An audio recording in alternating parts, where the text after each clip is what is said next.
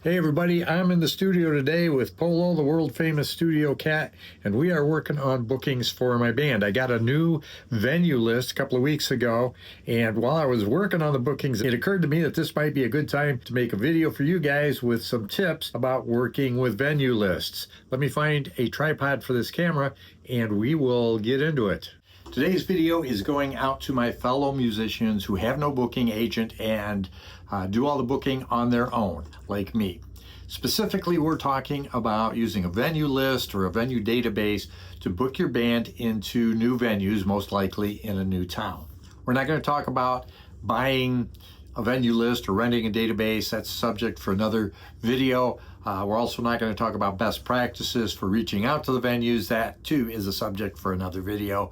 I'll just give you some tips on some things to do, some things to avoid when you're using a venue list, venue database, whatever, and you're booking your band into new venues.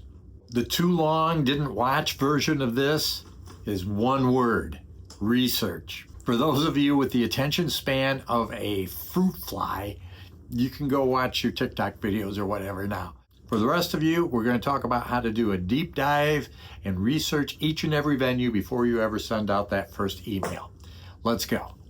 So tip number one is, if you are renting or have purchased a venue list or venue database, know that the venue is responsible for what's in that listing, not the aggregator of the information.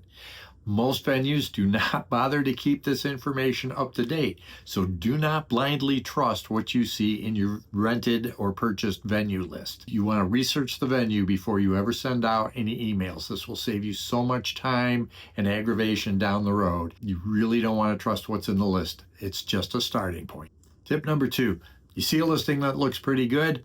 First step is making sure they are open. Like I said earlier, I purchased a venue list a couple of weeks ago, and I'm going to say that probably 30 to 35% of the venues that I thought were a good match aren't even open. They're gone, closed completely.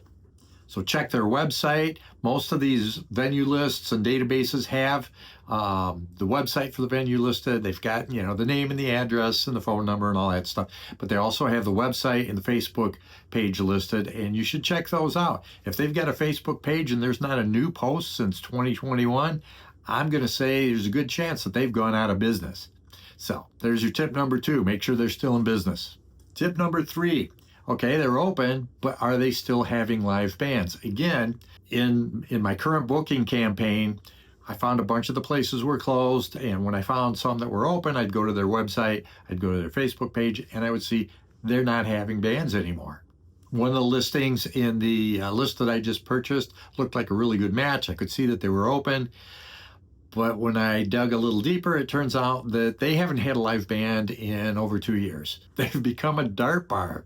They have dozens and dozens of dartboards. They host tournaments, all that cool stuff, but they don't even have a stage anymore. So tip number three, make sure that they still actually have bands.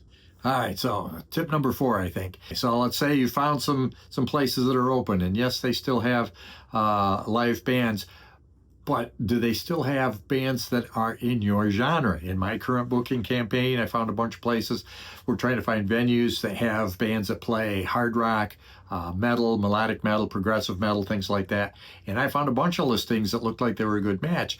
When I looked into them, it turns out that a huge number of them have become country bars. A few have become strictly hip hop and rap bars, but a good amount of them are now country bars, and that's not going to work for me. I can tell there's somebody typing away right now, well, if you don't contact them, how can you know what genres they have? Well, it's pretty simple. Go to their calendar, look at the bands that they're having. If you're a country band and all the band pictures on their event calendar are guys with face tattoos and black leather and nose rings, a country band's probably not going to cut it. Vice versa. If you're a metal band and all you see are cowboy hats, probably not the right venue. If you can't tell by the picture, not everything's going to be extreme as those examples, so you might not be able to tell by the picture.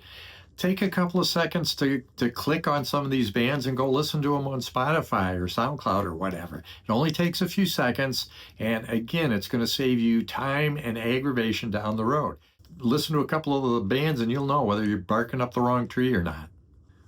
All right, tip number 5 is to look out for red flags. Now, what do I mean by red flags? Well, let's say you've got a small list of venues that you've created that, yes, they're open. Yes, they still have live bands. Yes, the genre is a good match. But you want to go and look at their website, look at their Facebook page, and see what's there. If you go to their Facebook page and all they've got is pictures of their latest mango flavored daiquiri and a picture of their new pepper jack flavored cheeseburger, and you see food, special of the day announcements, more food, they're not going to promote your band. That's a red flag. Look at their event calendars, both on their Facebook page, on their website, and see how they are promoting the bands that they're having play there. If they don't have band pictures or anything, they just have the name of the band, no description, no nothing, that's kind of a red flag for me. There's some other things. Look on their website. Very often they'll have a website page with band info.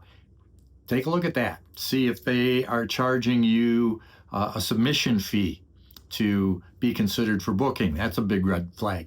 Are they asking you to buy tickets at a discount and then resell them in order to get paid? Well, that's a big ass red flag right there. There's a bunch of things that you could consider a red flag, and I'm not going to have time to list them all. I probably won't even be able to think of them all. So if you guys know of some red flags that bands should look out for, post them in the comments down below. That'll help everybody out. Help me, help the other bands. That'd be a great thing to do. Thanks. So talking about red flags leads me to tip number 6. Reach out to other bands that have performed there. Look at their event calendar and see who some of the past bands are. Reach out to those bands. This is a little bit time consuming, and only a very small percentage of the bands will actually get back to you. But the ones that do, they will give you the good, the bad, the ugly, all the skinny about the venue you're inquiring about. They can give you information on things that you might not be able to pick up on, like, maybe they don't have anywhere on their website that they make you pre-purchase the tickets at a discount. The other bands will be able to tell you that. So there's red flags that these bands can provide to you. They can also give you information on things like, is the dressing room clean? Is there even actually a dressing room? Load-in times. Did they give you someplace easy to load in, or do you have to park 2 blocks away in public parking and schlep all your gear down a city street and through the audience when your set is coming up? Little bits of information like that can really help you decide whether this is the place for you to play or not. Make sure you ask them about things like sound and lights, and do they take a cut of the door to pay for sound and lights, or does the venue cover that? Ask how big the stage is. Anything that you can think of, ask these bands what they think of it, and that will help you weigh whether this venue is really a place you want to play or not. So there you have it, a small handful of tips and things to look out for when you're trying to build a list of venues to book your band into. Hopefully they'll be of some help to you.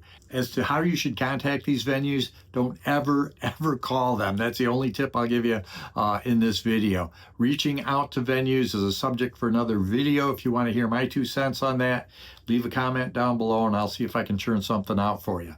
Okay, in the meantime, let's all go out, get some gigs, have some fun, and until the next video, you guys live well and rock hard.